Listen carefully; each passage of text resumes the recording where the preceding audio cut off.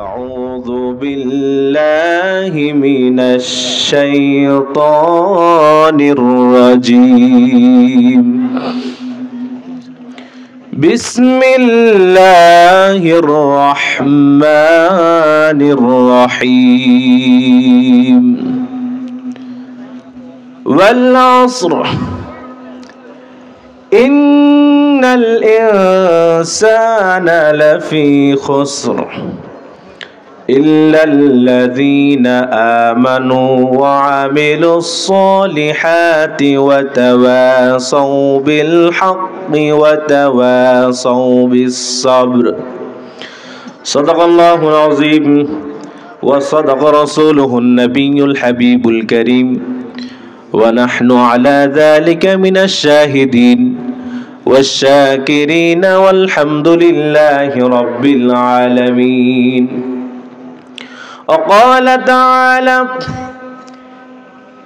في شان حبيبه ومحبوبه ومعشوقه مخبرا وآمرا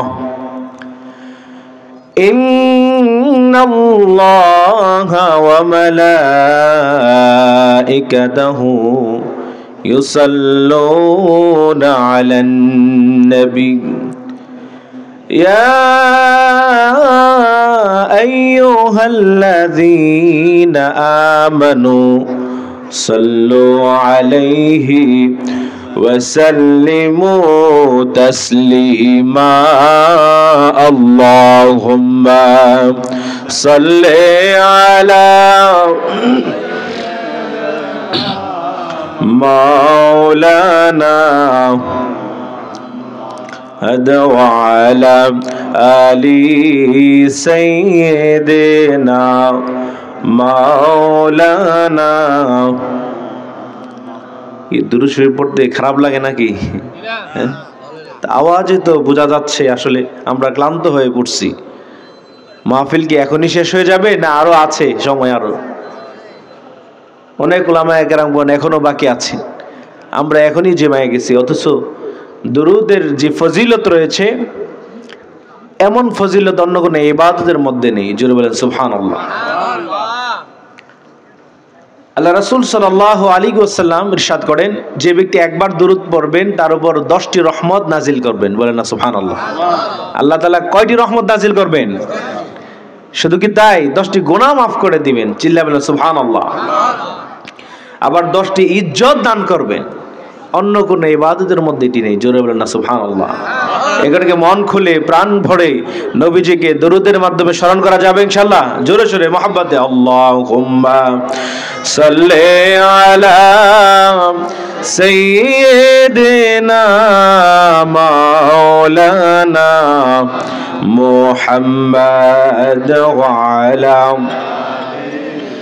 সাইয়্যিদিনা মাওলানা। উড়ে জরে রাতের হাওয়া, উড়ে যাও রে মদিনায়, উড়ে জরে পুবাল হাওয়া, ওই যে সোনার মদিনায়। মোদের দরুদ পৌঁছে দিও নূর নবীজির রওজায়। আল্লাহুম্মা সাল্লি আলা মাওলানা মুহাম্মাদ ওয়া আলা সাইয়্যিদিনা মাওলানা।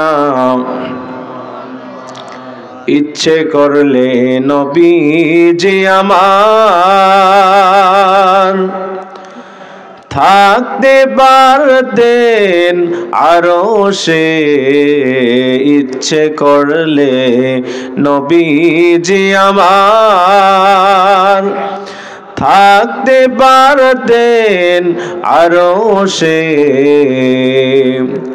উম্মতেরি মায়ায় নবীজি মদিনাতে শুয়েছেন। আল্লাহুম্মা সাল্লি আলা সাইয়্যিদিনা মাওলানা মুহাম্মদ ওয়া আলা সাইয়্যিদিনা مولانا بلغ العلا بكماله كشف الدجى بجماله حسنت جميع خصاله صلوا عليه وآله يا صاحب الجمال ويا سيد البشر من وجهك المنير لقد نور القمر لا يمكن الثناء كما كان حقه بعد از خدا بزرگ تو یہ قصہ مختصر بلغ العلا بكماله كشف الدجى بجماله حسنت جميع خصاله صلوا عليه وآله اللهم صل وسلم وبارك عليه উপস্থিত পীরে কামেল মরহুম আলহাজ তালিবুল্লাহ নুরি রহমতুল্লাহ আলাইহির 56তম বার্ষিক ইসলাহ সাওয়াব মাহফিলের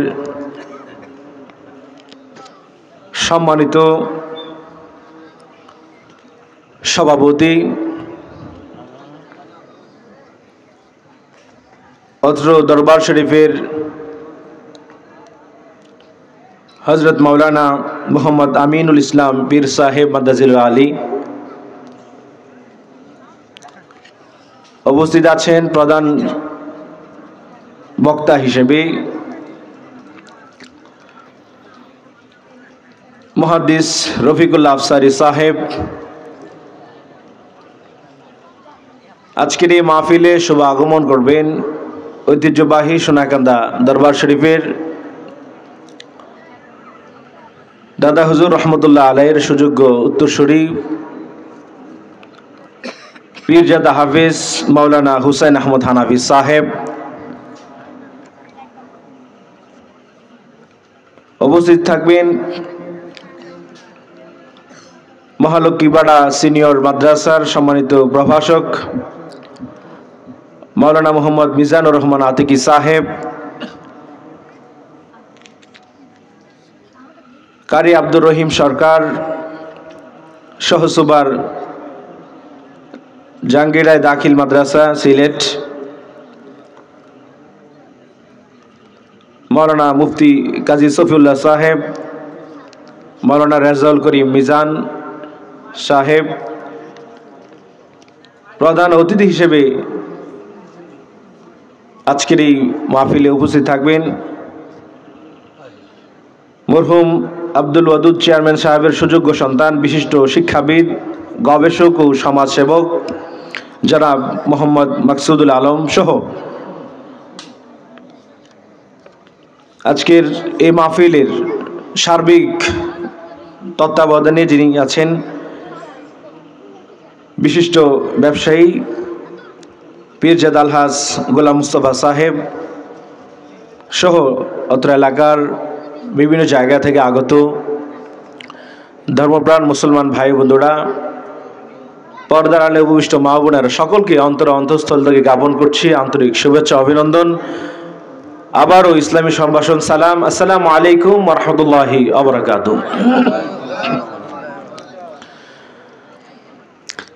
আল্লাহ সুবহানাহু ওয়া তাআলা দরবারে অসংখ্য অগণিত শুকরিয়া আদায় করছি যে আল্লাহ পাক আমাদেরকে দুনিয়ার নানা ধরনের কর্ম ব্যস্ততা থেকে দূরে রেখে আল্লাহ তাআলার নাম স্মরণ করা, কোরআন সুন্নাহ থেকে আলোচনা শোনা, নবীর উপর দরুদ ও সালামের মাধ্যমে নবীকে স্মরণ করার এই জান্নাতের বাগানে আসার বসার সুযোগ করে দিয়েছেন। এই কারণে শুকর আদায় করে জোরে বলে আলহামদুলিল্লাহ, আরো জোরে বলে আলহামদুলিল্লাহ। লাখ কোটি তার চেয়ে অসংখ্য অগণিত গুণ বেশি দরুদ ও সালাম বিশ্ব সভার সভাপতি, সমস্ত নবী এবং রাসূলগণের মাথার মুকুট, শামসুল হিদায়া, বদরুদ্দুজা, নূরুল হুদা, কাহফিল ওয়ারা, সৈয়দুস সাকলাইন, ইমামুল মুরসালিন, আফতাবে নবুওয়াত, শাহনশাহ রিসালা, সরকারে দুজাহা, সুলতানে মদিনা, হুজুর আকরাম, নূরে মুজাসসাম, নূর আলা নূর, সৈয়দনা ও হাবিবিনা ও শফিঈনা ও মাওলানা মুহাম্মদ মুস্তাফা সাল্লাল্লাহু আলাইহি ওয়াসাল্লামের উপর, যিনি আজ থেকে প্রায় ১৫০০ বছর পূর্বে এই মজলিসটাকে বেহেশতের বাগান হিসেবে ঘোষণা দিয়েছেন। জোরে বলেন সুবহানাল্লাহ। অনেক সুন্দর পরিবেশ, অনেক বড় জায়গা, কথা বলেন ঠিক কিনা? কিন্তু আমরা এখনো অনেকে রাস্তাঘাটে, দোকানপাটে, রাস্তায় দাঁড়িয়ে আছি। মাইকের আওয়াজ যত দূর পর্যন্ত যাচ্ছে, আমি আমার মুসলমান ভাই বন্ধুদেরকে অনুরোধ করব, অল্প সময়ের জন্য হলেও আজকের এই বেহেশতের বাগানে চলে আসেন। আমরা জানি না এটা কার জন্য হতে পারে, এটাই শেষ প্রোগ্রাম, কথা বলেন ঠিক কিনা?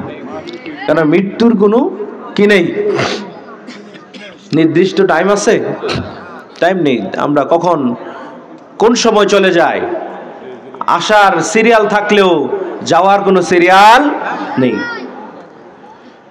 প্রিয় হাজিরিন, পবিত্র কালামুল্লাহ শরীফের ১১৪টি সূরা থেকে সবচেয়ে ছোট যে সূরা, সূরা আসর আপনাদের সামনে তেলাওয়াত করেছি, সেখান থেকে দুইটা আলোচনা ইনশাআল্লাহ করব।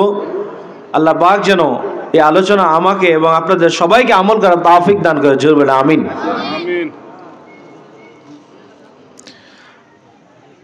আল্লাহ সুবহানাহু ওয়া তাআলা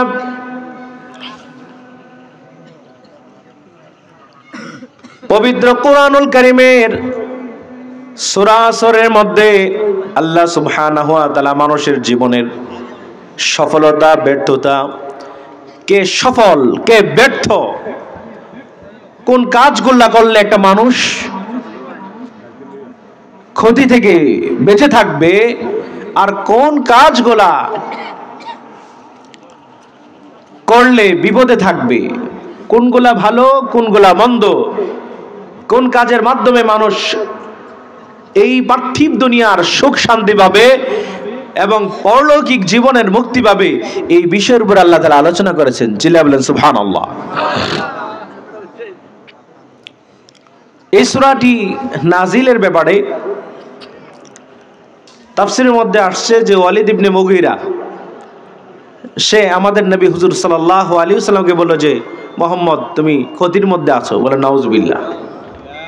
জোরে বলে না নাউজুবিল্লাহ।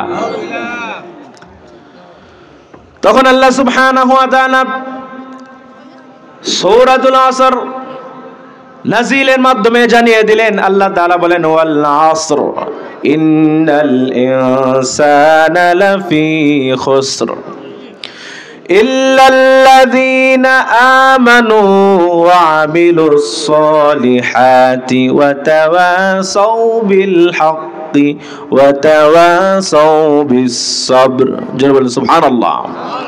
আল্লাহ বলেন ওয়াল আসর, এখানে আল্লাহ তাআলা শপথ করেছেন, কসম করেছেন।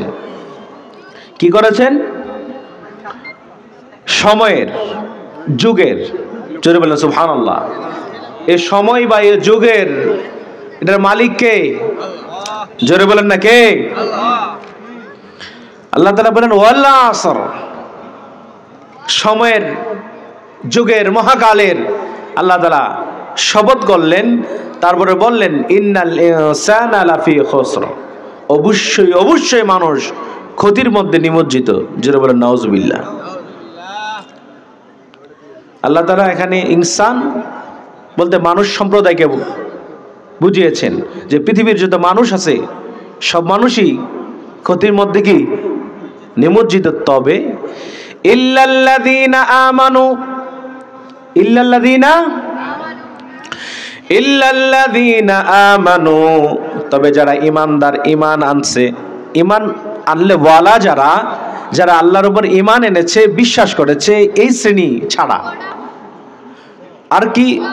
ওয়ামিলুস সলিহাতি, যারা সৎ কাজ করে, নেক কাজ করে, নেক আমল করে, তারা ছাড়া। পৃথিবীর সব মানুষ ক্ষতির মধ্যে রয়েছে। পৃথিবীর সব মানুষ কিসের মধ্যে রয়েছে? ক্ষতির মধ্যে, লসের মধ্যে আছে। তবে ইল্লাল্লাযীনা আমানু, যারা ঈমান এনেছে, ওয়ামিলুস সলিহাতি, নেক কাজ করছে, যারা নেক কাজ করে ঈমান এনেছে, এই শ্রেণী ছাড়া। ওয়াতাওয়াসাউ বিল হক, এবং যারা পরস্পরকে হকের ব্যাপারে নির্দেশ করে, মানুষকে নির্দেশ করে, এই তুমি হক পথে চলো। এই যে মানুষকে ভালো কাজের কথা বলে, অন্যায় থেকে বেঁচে থাকার জন্য পরামর্শ দেয়, এই প্রকার লোক যারা আছে, এই শ্রেণীর মানুষ যারা আছে, তারা ক্ষতির মধ্যে নেই। জোর বলে সুবহানাল্লাহ। ওয়াতাওয়াসাউ বিস সবর, এবং যারা ধৈর্যের কথা বলে, পরস্পরকে ধৈর্যের ব্যাপারে কি করে? আদেশ করে। এই চার রকমের মানুষ ছাড়া পৃথিবীর যত মানুষ আছে, সব মানুষই ক্ষতির মধ্যে রয়েছে। জোরে বলেন নাউজুবিল্লাহ। তাহলে আল্লাহ তাআলা স্পষ্ট করে দিলেন যে যারা আমার নবীজিকে বলেছে যে ক্ষতির মধ্যে আছে, আসলে কি আমার নবীজি ক্ষতির মধ্যে, নাকি যারা এই কথা বলে বেড়াতো তারাই প্রকৃত অর্থে ক্ষতির মধ্যে আছে? কথা বলেন ঠিক কিনা? মুফাসসিরিনে কেরামগণ বলেন যে এই সূরাটি যদি কেউ, এই একটি মাত্র সূরা যদি কেউ আমল করে, তার জীবনে বাস্তবায়ন করে, তাহলে তার আর কোরআনের অন্য কোনো আয়াত লাগবে না। জোরে বলেন না সুবহানাল্লাহ। কারণ একটা মানুষের জীবনের সফলতার যে দিকগুলো রয়েছে, সবগুলা এই চার প্রকার গুণই এই সূরার মধ্যে আছে। চিল্লা বলে সুবহানাল্লাহ। তাহলে শুরুতে আল্লাহ তাআলা শপথ করেছেন কিসের? সময়ের। কারণ কি? কারণ হচ্ছে আমাদের জীবন, আমাদের কাজকর্ম, আমাদের উঠা বসা, আমাদের সব কিছু সময়ের সাথে সম্পৃক্ত। কথা বলেন ঠিক কিনা?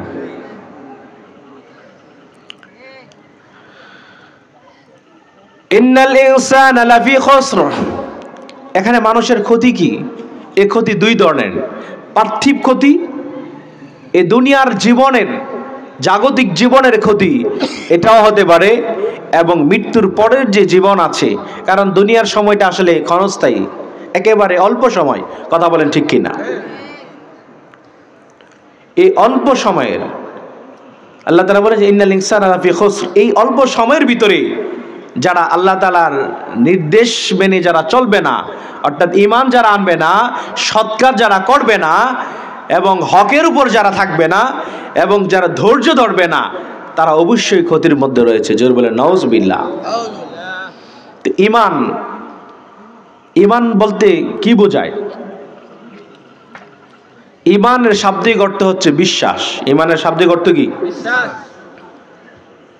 আল্লাহ সুবহানাহু ওয়া তাআলা আমাদের প্রিয় নবী সাল্লাল্লাহু আলাইহি ওয়াসাল্লামের মাধ্যমে যে বিধান, যে কোরআন, যে ইসলাম এনেছেন, সেই ইসলামকে, আল্লাহ তাআলার উপর যে আস্থা আমরা রাখবো, এই আস্থা অন্তরে হতে হবে, এবং বুকে স্বীকার করতে হবে, এবং আমলে কি করতে হবে? পরিণত করতে হবে। এটার নাম হচ্ছে ঈমান। সুবহানাল্লাহ। তিনটি কাজ। কয়টি কাজ? এক নম্বর হচ্ছে অন্তর বিশ্বাস করা। এক নম্বরে কি? আপনি শুধু অন্তর বিশ্বাস করবেন কিন্তু মুখে স্বীকার করবেন না, তাহলে ঈমানদার হওয়া যাবে না। তাহলে অন্তর দিয়ে বিশ্বাস করতে হবে, মুখে স্বীকার করতে হবে, আমলে সেটা কি করতে হবে? বাস্তবায়ন করতে হবে। জোরে বলেন সুবহানাল্লাহ। তাহলে ক্ষতির মধ্যে নেই কারা? যারা ঈমান এনেছে। যারা কি এনেছে? ঈমান এনেছে। আল্লাহ তাআলা কোরআনের বিভিন্ন জায়গায় ঈমানের কথা যেখানে বলেছেন, আমলের কথা যেখানে বলেছেন, সেখানে ঈমানের কথা বলেছেন। জোরে বলেন সুবহানাল্লাহ। কারণ কি? কারণ ঈমান হচ্ছে, এটা একটা পাত্র।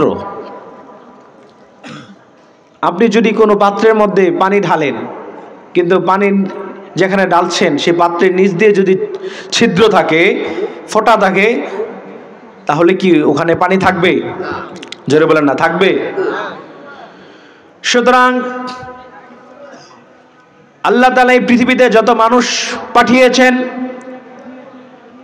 এই মানুষ শ্রেণীর মধ্যে যারা মুসলমান, যারা ঈমান আনবে, ঈমান আনার পরেই নেক কাজ করতে হবে।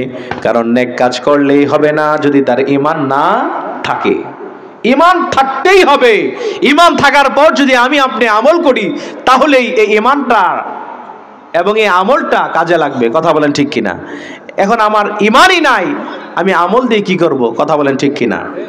এই কারণেই বর্তমানে আলেমদের মধ্যে, বাংলাদেশ বলেন গোটা পৃথিবীর মধ্যেই মুসলমানদের মধ্যে বিভিন্ন ভেদাভেদ, বিভিন্ন দল সৃষ্টি করছে ইহুদিরা। কথা বলেন ঠিক কিনা? এক দল বলছে এটা জায়েজ, আরেক দল বলছে এটা জায়েজ নাই। আছে কিনা বলেন? দুইজনেই পাঞ্জাবি টুপি পরা হুজুর। একজন আমি এখন স্টেজে কথা বলছি জোরে, না এটা করতেই হবে, এটা জায়েজ, আরেক দল বলছে এটা হারাম, এটা না জায়েজ। কথা বলেন ঠিক কিনা? এটার পিছনে মূল কারণ কি? কারণ হচ্ছে আমরা যখন দিন দিন কোরআনের, হাদিসের, ফিকহের মৌলিক বেসিক যেই সমস্ত বিষয়গুলা আমরা জানছি না এবং সেগুলা মানুষকে জানাচ্ছি না, ফলে দিন দিন মানুষের মধ্যে জ্ঞান হারা হয়ে যাচ্ছে, মানুষ ইসলাম হারা, ঈমান হারা হয়ে যাচ্ছে। কথা বলেন ঠিক কিনা? নবী করিম সাল্লাল্লাহু আলাইহি ওয়াসাল্লাম ইরশাদ করেছেন যে এই যে এলেমটা, আল্লাহ তাআলা এলেম সরাসরি ছিনিয়ে নেবেন না, মূলত আলেমদেরকে আস্তে আস্তে আস্তে উঠায় নেবেন। আলেমরা যখন উঠে যাবে তখনই এলেমও নিঃশেষ হয়ে যাবে। জোরে বলে নাউজুবিল্লাহ। কিন্তু আলেম যখন আস্তে আস্তে উঠে যাবে, মসজিদ, মাদ্রাসা, এই মাহফিল, এগুলা কি আপনি বন্ধ হয়ে যাবে? এগুলোও চলবে, কিন্তু আগের যে সমস্ত বড় বড় আলেম ওলামা যারা ছিলেন, হক্কানি পীর মাশায়েখগণ যারা ছিলেন, তারা আর থাকবে না। তখন অজ্ঞ যারা মূর্খ, তারা ইমাম হবে, তারা খতিব হবে, তারা মানুষকে ভুল ব্যাখ্যা দিবে। তখন এই জায়েজ না জায়েজ নিয়ে দলাদলি করবে, তখন নিজে দল্লু আদল্লু। নবী করিম সাল্লাল্লাহু আলাইহি ওয়াসাল্লাম বলেছেন, নিজে গোমরা হবে, মানুষকেও গোমরা করবে। জোরে বলেন নাউজুবিল্লাহ। তাইলে মানুষের মধ্যে তারাই ক্ষতি থেকে বেঁচে আছে, লস থেকে বেঁচে আছে যারা ঈমানদার, যারা কি আল্লাহ তাআলা ঈমান যারা এনেছে, যারা মুমিন, আল্লাহ তাআলা বলেছেন কদ আফলাহাল মুমিনুন। জোরে বলেন সুবহানাল্লাহ। কদ আফলাহাল মুমিনুন, আল্লাহ তাআলা বলেন যারা মুমিন, ঈমান আনার কারণেই তারা সাকসিসড, মানে তারা সফল। জোরে বলেন সুবহানাল্লাহ। তারা কি সফল? কারণ ঈমান থাকলে, আহলে সুন্নাত ওয়াল জামাতের আকীদা হচ্ছে ঈমান যদি থাকে তাহলে তার আমল কম হলেও সে আমলের কারণে শাস্তি পাবে। ঈমান থাকলে যদি আমল ঠিক না থাকে, তাহলে আমলের ঘাটতির কারণে তাকে শাস্তি পেতে হবে। শাস্তি পাওয়ার পর তাকে আল্লাহ তাআলা জান্নাতে দিয়ে দিবেন। বলেন না সুবহানাল্লাহ। কিন্তু যদি ঈমানই না থাকে, যদি ঈমানই না থাকে, তাহলে তার আমলে কোনো কাজে আসবে না। এই কারণে আল্লাহ তাআলা শুরুতেই বলেছেন যে ক্ষতি থেকে, এই যে মহা ক্ষতি, চরম যে ক্ষতি পার্থিব এবং আখিরাতের, এই ক্ষতি থেকে বাঁচার জন্য প্রথম যেটা লাগবে সেটা হচ্ছে ঈমান থাকতে হবে। জোরে বলেন সুবহানাল্লাহ। কি থাকতে হবে? তা আল্লাহ তাআলা যে আমাদেরকে মুমিন বানিয়েছেন, মুসলমান বানিয়েছেন, আমরা এতে খুশি না বেজার? জোরে বলেন খুশি না বেজার? এর চেয়ে বড় নিয়ামত আর হতে পারে? জোরে বলেন এর চেয়ে বড় নিয়ামত আর হতে পারে? আমরা সবচেয়ে বড় নিয়ামত পেয়েছি। জোরে বলেন না সুবহানাল্লাহ। আল্লাহ তাআলা কোরআনুল কারীম বিভিন্ন জায়গায় বলেছেন, ইন্নাল্লাযীনা আমানু ওয়া আমিলুস সলিহাতি কানাত লাহুম জান্নাতুল ফিরদাউসি নুজুলা। জোরে বলেন সুবহানাল্লাহ। আল্লাহ বলেন ইন্নাল্লাযীনা আমানু, যারা ঈমান এনেছে, ওয়া আমিলুস সলিহাতি, এবং নেক কাজ করে, কানাত লাহুম জান্নাতুল ফিরদাউসি নুজুলা। যে বলেন সুবহানাল্লাহ। আল্লাহ তাআলা তাদেরকে আপ্যায়ন করবেন, মেহমানদারি করবেন জান্নাতুল ফিরদাউস দিয়ে। চিল্লায়ে বলেন না সুবহানাল্লাহ। তাহলে আমরা কি জান্নাতুল ফিরদাউসের মেহমান হতে চাই কি চাই না? জোরে বলেন চাই কি চাই না? তাহলে ঈমান থাকতে হবে, ঈমান অনুযায়ী আমাদের কি করতে হবে? আমল করতে হবে। কথা বলেন ঠিক কিনা? নেক কাজ করতে হবে। মুমিন যেটা সওয়াবের নিয়তে করবে তার মধ্যেই সওয়াব আছে, জোরে বলেন না সুবহানাল্লাহ। তবে চুরি করলে সওয়াব হবে না। মানে চুরি করতে গেছেন সওয়াবের নিয়তে, কি সওয়াব হবে? জোরে বলেন সওয়াব হবে? আমরা আজকে এই বরকতময় মজলিসে আসছি, ঠিক কিনা? একটি জান্নাতের বাগানে আসছি। আমরা যদি মনে করি আজকে ওলামায়ে কেরামগণ কোরআন সুন্নাহ থেকে আলোচনা করবেন, আমরা সেগুলা শিখব, আমরা তালিবুল ইলম হয়ে গেলাম, আমরা তালিবুল ইলম হয়ে গেলাম। আল্লাহ রাসূল সাল্লাল্লাহু আলাইহি ওয়াসাল্লামের হাদিস সাক্ষী যে আমরা যখন ঘর থেকে বের হয়েছি, তালিবুল ইলম যারা, এটার কোনো বয়স লাগে না। কি বয়স লাগে? জোরে বলেন বয়স লাগে? যে আমাকে এখন ইলমে দ্বীন শেখার জন্য সেই 10 বছরের বাচ্চা হওয়া লাগবে? কথা বলেন, কি বাচ্চা হওয়া লাগবে? না। নবীজি আমার হুজুর সাল্লাল্লাহু আলাইহি ওয়াসাল্লাম বলেন, যারা ইলমে দ্বীনের জন্য, ইলমে দ্বীন অন্বেষণে যারা বের হবে, আল্লাহর নূরের ফেরেশতা তাদের পায়ের নিচে পাখা বিছায় দিবে। বলেন না সুবহানাল্লাহ। শুধু কি তাই? হাদিসের মধ্যে আসছে যে যারা ইলমে দ্বীনের জন্য ঘর থেকে বের হলো, তারা জান্নাতের রাস্তায় বের হলো। বলেন না সুবহানাল্লাহ। কিসের রাস্তায়?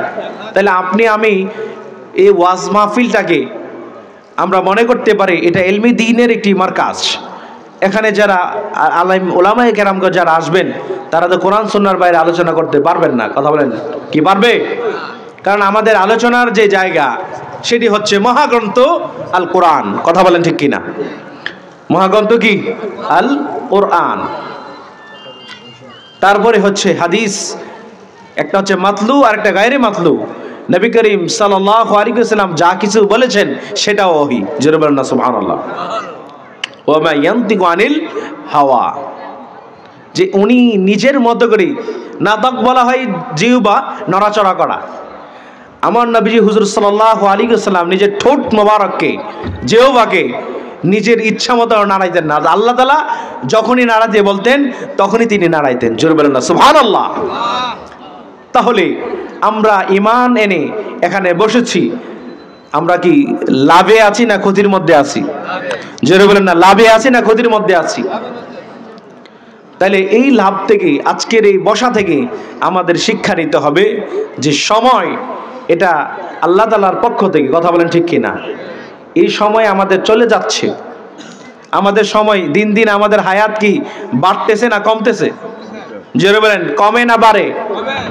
আমাদের জীবন থেকে মূল্যবান অনেক সময় চলে গেছে। তাহলে এই যে সময় চলে গেছে, ভালো মন্দ আমাদের অনেক দিক কিন্তু চলে গেছে। কথা বলেন ঠিক কিনা?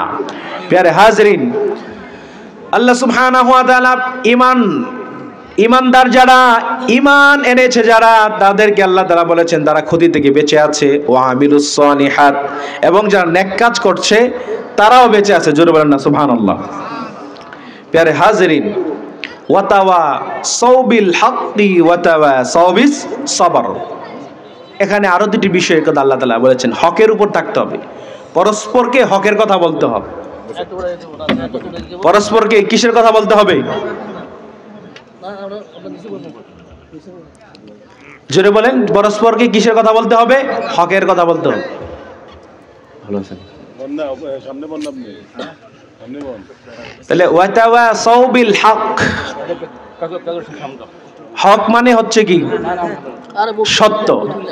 তাফসীরের কিতাবের মধ্যে আসছে এখানে হক বলতে কোরআনকে বোঝানো হয়েছে। হক বলতে কোরআনকে বোঝানো হয়েছে। হক বলতে আল্লাহকে বোঝানো হয়েছে। বলেন সুবহানাল্লাহ। প্যারে হাজরিন, তাহলে আমরা এই জগতের যদি সুখ শান্তি পেতে চাই, আখেরাতে যদি মুক্তি পেতে চাই, আমাদের ঈমান আনতে হবে, সৎ কাজ করতে হবে এবং হকের কথা বলতে হবে। কথা বলেন ঠিক কিনা? আল্লাহ সুবহানাহু ওয়া তাআলা বলেন, কুনতুম খায়রা উম্মাতিন উখরিজাত লিন-নাসি তা'মুরুনা বিল মা'রুফি ওয়া তানহাউনা আনিল মুনকার ওয়া তু'মিনুনা বিল্লাহ। জোরে বলেন সুবহানাল্লাহ। যে আমরা যে আখির নবীর উম্মত হলাম এবং সর্বশ্রেষ্ঠ যে উম্মত হলাম, ইহুদিরা তারা বলছে তারা শ্রেষ্ঠ উম্মত, কিন্তু এই জবাব আল্লাহ তাআলা নিজেদের না, তারা না, মুহাম্মদ সাল্লাল্লাহু আলাইহি ওয়াসাল্লামের উম্মতরাই হচ্ছে সর্বশ্রেষ্ঠ উম্মত। জোরে বলেন সুবহানাল্লাহ। কেন? তা'মুরুনা বিল মা'রুফ, তারা মানুষকে সৎ কাজের আদেশ করবে। কথা বলেন ঠিক কিনা? কে আমরা সৎ কাজের আদেশ করতে কি ভয় পাই?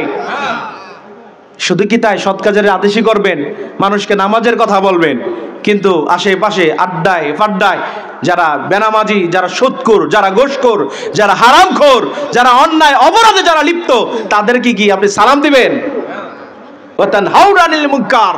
মুহাম্মদ সাল্লাল্লাহু আলাইহি ওয়াসাল্লামের উম্মতরা এই কারণেই শ্রেষ্ঠ, তারা ভালো কাজের কথা বলবে, আবার অন্যায় থেকে মানুষকে বারণ করবে। কথা বলেন ঠিক কিনা? তাহলে ওয়াতাওয়াসাউ বিল হক, মানুষকে হকের ব্যাপারে পরামর্শ দিতে হবে, উপদেশ দিতে হবে। পারা যাবে কিনা?